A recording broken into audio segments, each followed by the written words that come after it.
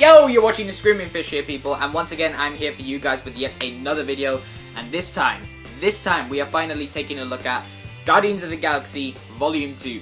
Yes, finally, a video where having a Marvel background actually has something to do with what I'm talking about. Just brilliant. Yay! So, anyway, without any more fooling around, and I guess without any further ado, let's get on with my review of Guardians of the Galaxy. Partly because I'm just really glad I got to see that movie, and I'm glad to be reviewing it, and also because I really don't know how long this review is going to be, so let's actually get on with the video. I'm just going to come out here and say it. Guardians of the Galaxy is one of my favourite movies of all time. Each and every one of the cast is fantastic. It's visually stunning, the action is nothing short of fantastic, and the story is surprisingly emotional, and it is by far one of the funniest movies ever made. I'm not being hyperbolic, I promise you, I actually believe that. So as you can see, I have a huge soft spot for Guardians of the Galaxy. To me, it's one of those movies that's great in almost every possible way. But enough about that movie, because as amazing as Guardians of the Galaxy truly is, I'm not here to talk about that movie. Oh no. I'm here to talk about the highly anticipated follow-up to that movie, Guardians of the Galaxy Volume 2. Guardians of the Galaxy Volume 2 is one of my most anticipated movies of this year, and quite possibly one of my most anticipated movies of all time. And that is partly due to how much I love the first movie, and also because I'm just a huge Marvel fan in general. Marvel to me have made some of the best superhero movies in recent memory. Some great examples of that would be Iron Man, The Avengers, Captain America the Winter Soldier, Guardians of the Galaxy, Captain America Civil War, and of course Doctor Strange. Lately, Marvel's movies never fail to entertain me, and the MCU as a whole is one of my favourite movie and TV franchises of all time. But now, Guardians of the Galaxy Volume 2 has finally been released in cinemas, and as you can imagine, and also because of the title of this review, I've seen the movie already, and now I'm here to share my thoughts on the movie with you guys. And after seeing it, I can most definitely say that Guardians of the Galaxy Volume 2, one of my most anticipated movies of all time, is one of the greatest superhero movies I have ever seen. The level of greatness that this movie is currently at is on the level of Watchmen, The Incredibles, X-Men Days of Future Past, Deadpool, Captain America Civil War. This sequel not only manages to be an entertaining follow-up that more than lives up to its predecessor, but it also manages to do something very different in the superhero movie genre, and still manages to be an awesome movie at the same time. I'm just going to say it here and now, hands down, this movie is the most fun I have had in the cinema all year. Once again, I am not being hyperbolic at all, I absolutely truly believe that. For starters, the cast here are absolutely fantastic. I loved Chris Pratt as Star-Lord in the first movie, and I loved him even more in this movie. Chris Pratt is a really funny and likeable actor, and he puts that to great use here, and I really like that. I really like what they do with Star-Lord as a character in this movie. Seeing this world through the perspective of someone who never got the chance to grow up with a real father, who really wishes he was able to do that, is really enthralling, and it's through that character element that the relationship between Star-Lord and his father Ego the Living Planet truly blossoms. And before you guys complain to me about spoiling a potentially important plot point of the film, let me just tell you that technically, it isn't a spoiler when it's in the flipping trailer. Thank you very much. For me, watching Star-Lord form a relationship with his long-lost father was actually really emotional, and there are some moments in particular that had my eyes fill up with tears. The relationship between these two characters is realised remarkably well here, and that is definitely the movie's strongest element. In fact, that's another pro. Guardians of the Galaxy Volume 2 is just as emotional and tear-jerking as the first one. The more dramatic scenes in this movie are handled really well and make for some excellent drama, and I will admit, there are a couple of scenes near the end of this movie that actually had me crying. And watching Peter and Ego bond throughout the course of the movie was actually a really emotional and heartwarming experience. It actually reminded me of all the things I used to do with my dad before he passed away. I related to Peter Quill in that sense because, believe me, I would give anything to see my dad again, and I haven't had the chance to grow up with my dad having my back. And it was really cool for me to find a character in a movie like Guardians of the Galaxy that I could relate to in that sense. And as for Ego the Living Planet himself, this is a character I've been wanting to see in a Marvel movie since day one. So as you can imagine, I was super hyped that this character would be appearing in this movie, and thankfully Kurt Russell, who plays Ego, is fantastic in his movie. He gave a great performance in The Fate of the Furious, and he gives a great performance in this movie, so that's 2 times in a row that Kurt Russell has blown me away this year. He makes for a very intriguing character and at times a pretty creepy character as well. But he also comes off as very off the wall and really charming. Overall, I would say that Ego is one of the MCU's most intriguing and unique characters, and definitely a great addition to the MCU.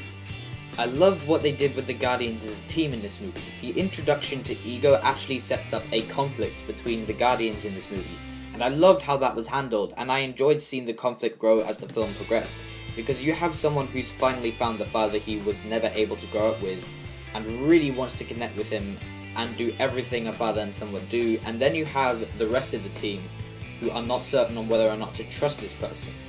This all makes for dramatic tension between the team that I feel doesn't go unwelcomed, and I think it really helps to strengthen the idea that the Guardians see each other as family, and it was cool to see what would happen if someone who jeopardizes that bond came into the lives of these people. Outside of Star-Lord and Ego though, the other characters in this movie are also fantastic. I really liked what they did with Zoe Saldana as Gamora and Karen Gillan as Nebula. We get a closer look into their backstories in this one, and I think I had a better understanding of their sisterhood in this film than I did the last one. The relationship between these two characters was great in the first film. However, I think it's improved upon in this film, and the actresses playing these two characters give great performances and bounce off each other really well, and as a matter of fact, that brings me to what I feel is the best story element in this entire film, and just the best part of the film in general: family. The theme of family is the driving force of this movie. We have the heartwarming father-son relationship that is formed between Peter and Ego, the troubled yet touching sisterhood that is shared between Gamora and Nebula, and even this team of characters just feels like one big inseparable family of misfits. Even the chemistry between our heroes just screams family. This theme is used to its full potential in this movie and works remarkably well, building more emotional depth to the characters, and I think it's an interesting theme to have as the main focus of a superhero movie, and thankfully it works really well here in Guardians of the Galaxy Volume 2. Dave Bautista as Drax to me is perfect casting choices at their finest. He manages to make Drax one of the film's most compelling characters, while at the same time coming off as absolutely hilarious in the best way possible. The socially awkward aspect of this character has always been one of the best parts of these movies. From the way he inappropriately laughs in people's faces, to the way he takes metaphors way too seriously, always makes for good laughs. Bradley Cooper as Rocket Raccoon was absolutely hilarious. I really like how they switch things up a little with Rocket and Groot's relationship. Rocket is now having to protect Groot, who is now the size of your average twig, and he's having to act as a sort of protector slash father figure, and that was really cool to see. As for Baby Groot, I'll admit, I was worried that they were going to force the idea of Baby Groot on us a little too much in this film, but thankfully they didn't, and not only was he absolutely adorable, but he was also hilarious, and it never felt like he was just there so the audience can think, "Oh my god, he's so adorable!" I must say though, that I did end up liking Mantis quite a bit in this movie. She was a fun and likable presence. I was worried that she would annoy me when I first saw her in the trailers. However, in the end, I liked her quite a bit in this movie, and Pom Klementieff, I apologise if I pronounced that wrong, who is the actress that played her in this movie, gave a really good performance as a character on the whole. I have to say though, a pretty big surprise for me in this movie was actually Michael Rooker as Yondu. For me, he was probably one of the most interesting of all the characters in this movie. We get to learn more about what he believes to be the true meaning of being a Ravager, and we even get an insight as to what it was like raising Peter and training him to become a Ravager himself. Strangely, but in the best way possible, he has some of the film's most emotional scenes. For example, there's a scene near the end of the movie between him and Peter, and that had me cry. That was a scene that made me cry in this movie. But similar to most of the characters in this movie, he has his fair share of gags and humour that almost never fail to land perfectly.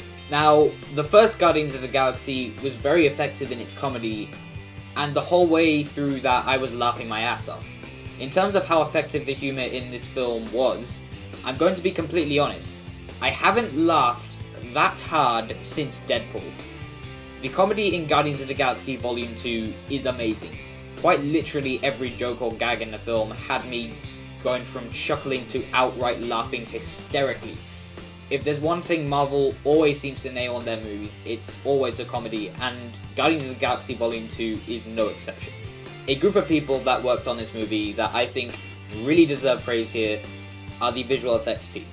Guardians of the Galaxy Volume 2 is the most visually stunning Marvel movie to date. Yes, even on the level of Doctor Strange. All the space battles look amazing. Ego the Living Planet himself looks incredible. I would also be willing to say that this is definitely the most colourful Marvel movie, as well as being one of the most colourful movies I've ever seen in general. And in a really good way. Every single effect in this movie, to me, is virtually flawless, and there are so many effects that will either blow you away, have you staring at the screen in awe, or in some cases both. In other words, definite well done to the visual effects team. They have truly outdone themselves this time, and as you can imagine, the action in this film is also amazing. There are a lot of truly awesome set pieces in this movie. They are all shot, rendered, and choreographed really well, and the action sequences are just genuinely entertaining. If I were asked by someone what my favourite action sequence in this movie was, I would honestly find it breathtakingly hard to decide, because every action sequence that followed the last was always just as entertaining as the previous action sequence that came before it. And now, the soundtrack. Oh my days, the soundtrack. The soundtrack for Volume 2 has been stuck in my head ever since I walked out of that theatre. This movie has by far my favourite soundtrack out of anything Marvel, with a personal favourite being The Chain by Fleetwood Mac. From now on, that song will never fail to get me pumped up. And that is all I'm going to say about the soundtrack. You would think it would be roundabout here, at this point in this already very long review, that I would begin to explain some of the problems I have with this movie. But here's the problem.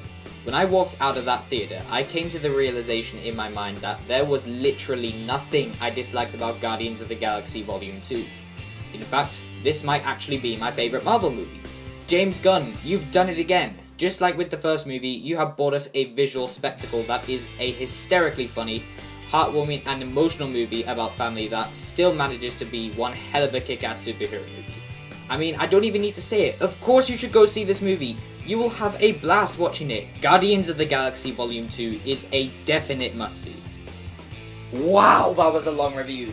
Anyway guys, thank you for watching. Please don't forget to like, subscribe, and follow me on Facebook and Instagram.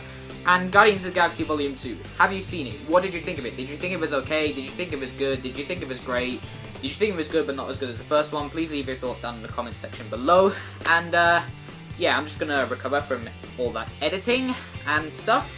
So yeah, also, is it bad that I'm wearing a Harley Quinn t-shirt when talking about Guardians of the Galaxy? I just want to know, is that bad? Just tell me in the comments or something. Anyway, guys, I'll see you guys later. Goodbye.